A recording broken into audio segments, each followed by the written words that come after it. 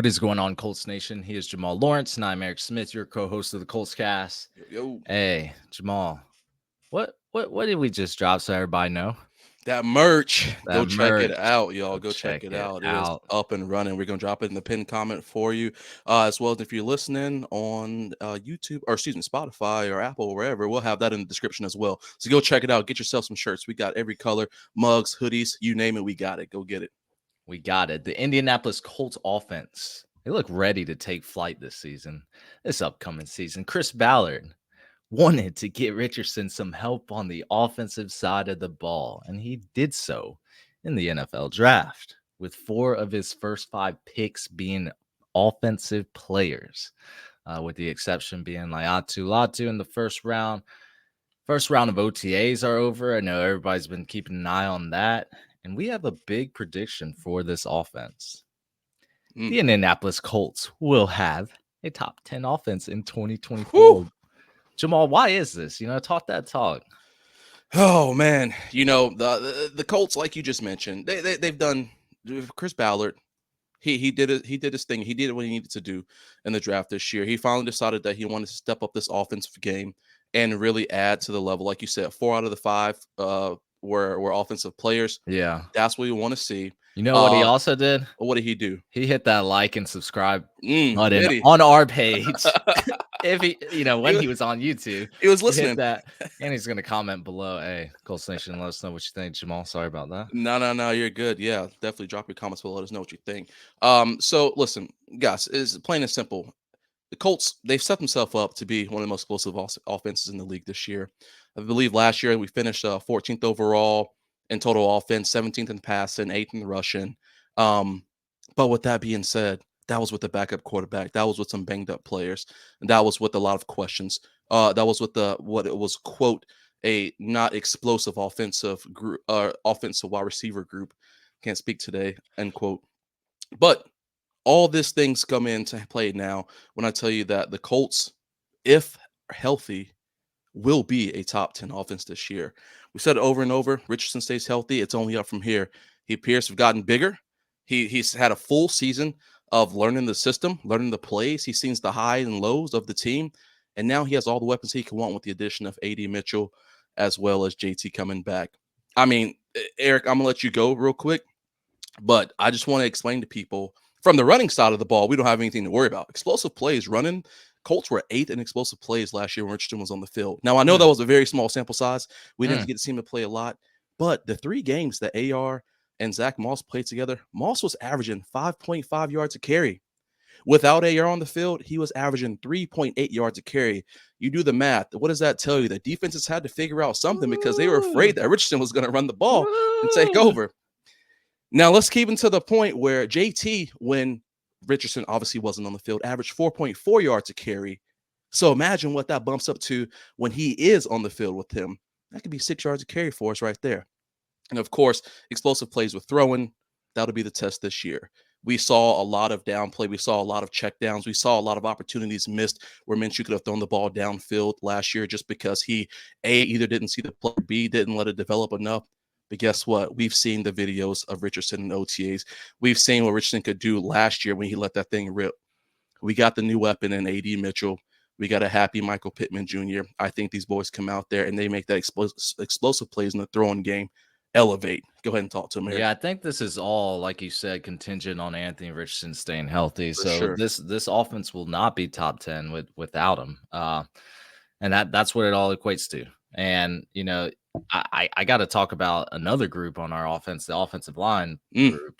This team having a great offensive line play is going to be our starter fluid to success. Bernard Ryman, Quentin Nelson, Ryan Kelly, Will Fries, Braden Smith. They're a top 5 line, arguably. You can make a case for them. They're most definitely in top 10, at least last season.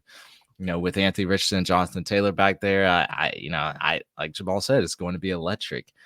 Remember last time when JT had a healthy offensive line in 2021? 1,811 rushing yards, 18 touchdowns, 5.5 yards per attempt. I mean, set the league on fire. And I think just to add one more point to that, I'm pretty sure running off the right side behind Braden Smith, he was over 6 yards carry, something along the lines of that. So that's there all day. But go ahead. And Braden Smith, that that's one of our factors right there. He's got to stay healthy. I mean, he had some issues last season, something we're not really used to. But if Braden Smith can stay healthy and stick to his his success at right tackle, yeah, JT's gonna have a ball back there. But Zach Moss isn't here anymore, so I think Taylor's going to go back to that bell cow role Hmm. and draft a running back. We'll see what happens. Of course, he's obviously going to start. He's going to get the majority of the reps. How much? Don't know yet. But the offensive line, they create running lanes for Taylor. And with his ability to torch defenders on the ground, I mean, you have easy first downs. You're going to have these short yardage situations. This offensive line, it has depth now too. So we just talked about Braden Smith's potential, injury proneness. I'm not as worried because Chris Ballard has invested into this offensive line. Yes, you don't want to see anyone get hurt, but if it does happen, we're better equipped.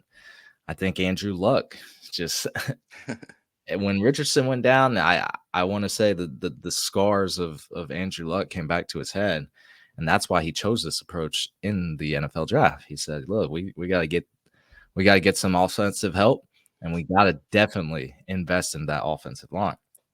And that's what he did.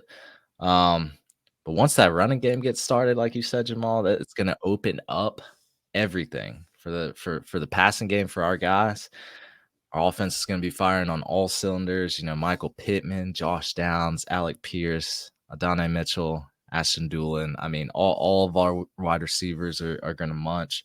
They're going to have that extra time to get separation or Hmm. have less defenders in coverage because they have to respect both parts of our offense now.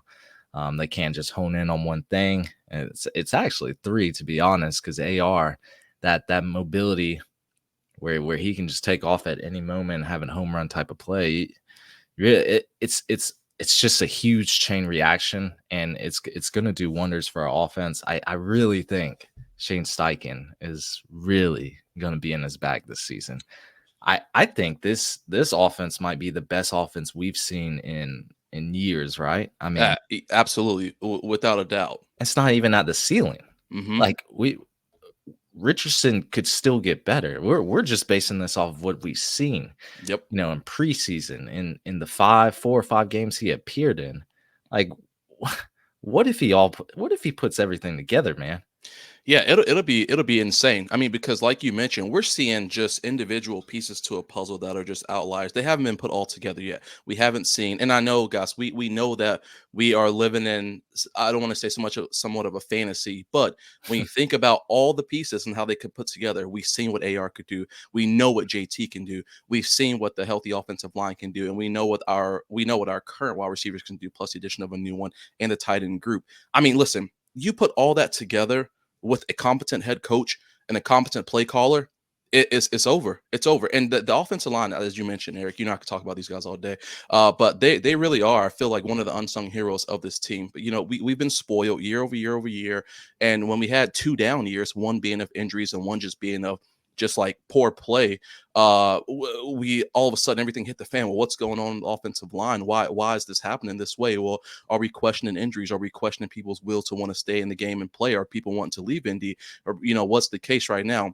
But we forget about the 5 years out of, or the 6 years out of that, where it was phenomenal play for years over years over years, and we've had elite all pro offensive linemen, but they have a subpar year on our standards, and then all of a sudden we have questions. So I think these guys really are the unsung heroes for this, and them being healthy and them being a cohesive group sets a tempo, because as we said 110 times before, they're the only group on the field where all 5 of those guys matter every single play.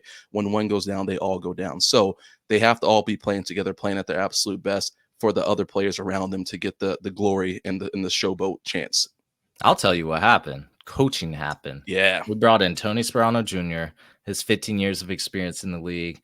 I mean, I really think he changed. He shaped up this offensive line, and then our head coach even. I Hmm. mean, Shane Steichen. It goes down to Jim Bob Cooter. Like, they all factor into these things because they were not there under the Frank Wright era. Hmm. So you have to. I mean, just like you said, Jamal, pieces to a puzzle. I mean, those pieces weren't there, and the puzzle is complete now for this offensive line. Absolutely. They are killing it, and like you said, unsung hero. the offensive line, you're not going to see a bunch of people with Quinn Nelson jerseys and things Right. like that, but they are, I mean, they are the heartbeat of this offense. So really love them and I appreciate them. And I think they're the key to success for this offense being a top 10 offense this season. Absolutely. That's all I got, man. That's it, man. Exciting times for this year. Exciting Yeah, times. exciting times. That's going to be it for us, everyone. Thank you for listening to the Colts cast. We'll get into an OTA episode next week. I know we kind of skipped out this week. It's been a crazy week for us, but we're about to jump into some OTAs. We're live on Apple Podcast, Spotify, YouTube, or any platform you use to listen to podcasts. And we'll be back next time to give you some more Indianapolis Colts content. Y'all take care. Easy.